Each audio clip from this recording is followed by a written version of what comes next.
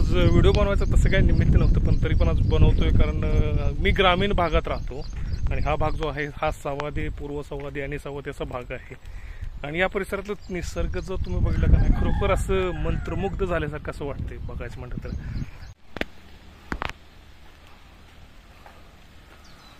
ग्रामीण भागात बघितलं तर सर्व ठिकाणी पर्यटन हे जे आपण बाहेरच्या गावात जातोय, कुठं महाबळेश्वरला जातो, बऱ्याच ठिकाणी आपण जातोय, आपल्या गावात काय कमी आहे जरा बघा मित्रांनो.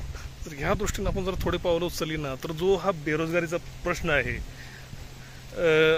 राजसाहेब ठाकरे यांनी एकदा सांगितलेलं आहे, मी ऐकले त्यांचं भाषण, त्यात त्यांनी बोलले की हा जो आपला महाराष्ट्र आहे हा अतिशय सुंदर आहे. जर तुम्ही ही जे लोकेशन जे सगळे बघितले गावाच्या ठिकाणी कुठं कुठं ही झाडं झुडपं, डोंगरदऱ्या, नाले काय आहे हे जरा एकदा बघा, तुम्ही डोळे उघडून ठेवून बघा आणि विचार करा की हे जर आपण डेव्हलप केलं तर इथं या ठिकाणी पर्यटन एवढं मोठं आपण उभा करू शकतोय का नाही. हे गडकिल्ले हे सगळं संवर्धन आपण केलं तर आपल्याला खरंच रोजगार मारायची गरज नाही मित्रांनो. ह्या गोष्टीचा आपण विचार केला पाहिजे.